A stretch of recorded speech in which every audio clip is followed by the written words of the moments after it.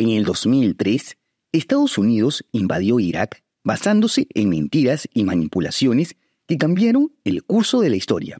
Durante esta intervención, que involucró a varios países, sumado a sus consecuencias que se extendieron por años, murieron alrededor de 1.2 millones de personas, según la estimación más pesimista de la agencia ORB Internacional. La gran pregunta es, ¿qué objetivos buscaba Estados Unidos y cómo logró convencer al mundo y salirse con la suya? ¿Te interesa? Dale, entonces quédate hasta el final del video.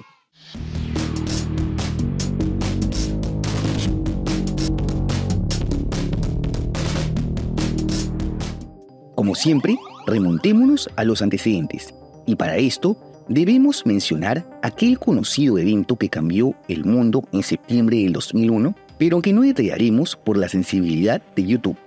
Por eso ponemos gatitos de fondo. Tras este acontecimiento, atribuido al grupo terrorista Al-Qaeda, el presidente George Bush declaró la guerra al terrorismo internacional. Dicho esto, una serie de países alrededor del mundo se sumó a la iniciativa de Washington para combatir a diversos grupos terroristas. Esta lucha continúa hasta nuestros días, con el Frente de Sahel siendo el más crítico en la actualidad. Ahora hablemos un poco sobre el país coprotagonista de este video, Irak. En ese entonces, Irak estaba gobernado desde 1979 por la dictadura de Saddam Hussein, de ideología basista. La rivalidad entre su gobierno y Estados Unidos era muy marcada, siendo el antecedente más importante la Guerra del Golfo de 1991. En ella, una coalición liderada por Washington intervino para expulsar a Irak de Kuwait, país que había sido anexado unilateralmente. Dicho esto, volvamos al año 2003, 2 años después de aquel ataque por el que mejor mostramos perritos. El 5 de febrero de este año, el entonces secretario de Estado, Colin Powell, presentó un discurso ante la ONU en el que mostró supuestas pruebas de que el gobierno de Saddam Hussein poseía armas de destrucción masiva. Además, se acusó a su régimen de mantener vínculos con Al-Qaeda, el grupo terrorista que perpetró el ataque del 2001. Dicho esto, la denominada Operación Shock and Awe comenzó el 20 de marzo del 2003, liderada por Estados Unidos con el apoyo de tropas del Reino Unido, Australia, Polonia y el Kurdistán. Pocos días después, las fuerzas estadounidenses provenientes de Jordania y de Kuwait capturaron Bagdad, marcando así el colapso del gobierno de Saddam Hussein, quien fue capturado en diciembre del mismo año. Así comenzó el periodo de ocupación de Irak, primero bajo la Organización para la Reconstrucción y luego como la Autoridad Provisional de la Coalición. No obstante, esto no trajo la paz, pues le siguió un periodo conocido como la insurgencia iraquí. Durante esta etapa, diversas facciones como los baasistas, partidarios de Hussein, Al-Qaeda, ISIS, Hezbollah y los muyahidines lucharon contra la ocupación extranjera y en muchos casos entre ellos mismos. Esta insurgencia resultó en un prolongado periodo de inestabilidad, violencia y fragmentación social. Al-Qaeda estableció una presencia significativa en Irak, aumentando la violencia entre las comunidades suníes y chiíes. Los vacíos de poder en ciertas zonas permitieron el surgimiento del Estado Islámico. Finalmente, Estados Unidos se retiró en diciembre del 2011, dejando el control de la seguridad al nuevo gobierno iraquí, para dar paso a un prolongado periodo de paz y estabilidad. Estaba bromeando. En el 2014, estalla nuevamente una terrible guerra civil entre Irak y el fortalecido Estado Islámico, con la participación de otras facciones como los baasistas, los kurdos y el ejército Naqshbandiyya. Esta guerra se extendió por casi 4 años, culminando con la victoria del gobierno iraquí, que logró mantener la integridad territorial, mientras los kurdos conservaron cierta autonomía en el norte del país. Llegados a este punto, es evidente que la invasión estadounidense fue el inicio de una serie de tragedias constantes en Irak que se extendieron hasta el 2017. Las consecuencias incluyeron más de 1 millón de muertos, una crisis de refugiados sin precedentes que afectó incluso a Europa, la destrucción masiva de ciudades iraquíes, el fortalecimiento del terrorismo global, la devastación de la industria petrolera con sus consiguientes daños al ecosistema y la pérdida de grandes patrimonios históricos. En cuanto a las razones que Estados Unidos esgrimió para justificar la destrucción de un Estado soberano tan lejano, estas ya han sido desmentidas a través de diversas filtraciones.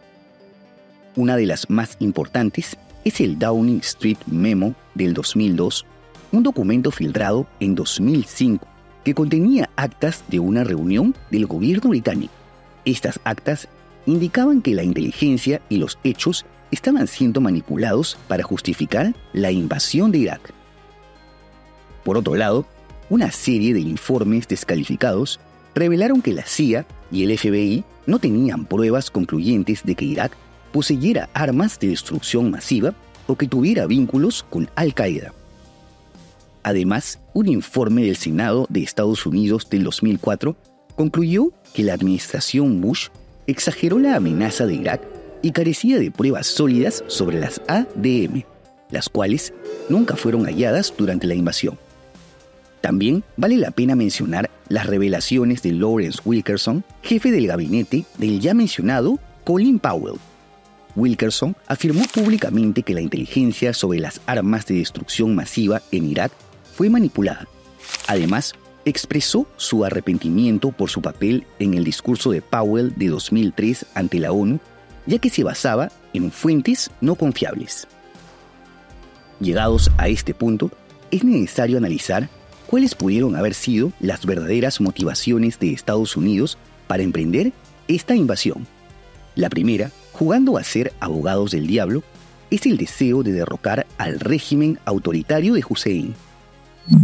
Su gobierno fue en efecto muy sanguinario y cometió crímenes como la masacre en el Kurdistán iraquí durante la operación Al-Anfal, en la que decenas de miles de kurdos fueron exterminados, aunque claro, solo algunas dictaduras selectivas parecen ser dignas de invasión. Desde una perspectiva geopolítica, el derrocamiento y ejecución de Saddam Hussein remodelaron el equilibrio de poder en Oriente Próximo. Establecer una democracia pro-occidental pudo haber servido como contrapeso a Irán, que tiene ciertas facciones aliadas en el país, como la Resistencia Islámica de Irak. Además, Estados Unidos construyó bases militares en Irak muy cerca de su principal enemigo. También pudieron existir motivos económicos, ya que Irak posee una de las mayores reservas de petróleo del mundo. En ese entonces, Estados Unidos no era el principal productor de petróleo como lo es ahora, y la invasión permitió ejercer una influencia significativa sobre el mercado mundial de crudo. Aunque los vínculos de Hussein con el terrorismo no fueron probados, existían suspicacias al respecto. El gobierno de Estados Unidos, bajo presión, utilizó la invasión como una demostración de su poder. Por otro lado, existían grupos de presión dentro de Estados Unidos, como empresas contratistas de defensa y grupos pro-israelíes, que pudieron haber influido en la decisión de invadir Irak. Además, la administración Bush pudo haber utilizado la invasión para desviar la atención de problemas internos y fortalecer el apoyo político mediante la unificación nacional en tiempos de guerra.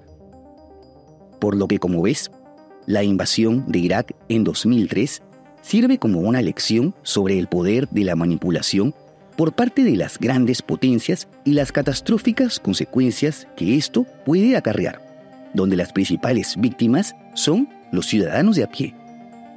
Afortunadamente, en la era de la comunicación digital, los gobiernos enfrentan mayores dificultades para engañar al público. Debemos entonces mantenernos vigilantes para evitar ser nuevamente timados. ¿Crees que alguna potencia pueda volver a fabricar un engaño similar para justificar una futura agresión? No te olvides de dejar tu comentario y de suscribirte al canal.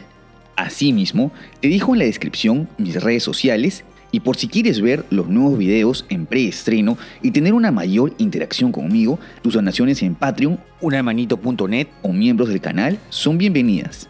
¡Hasta la próxima!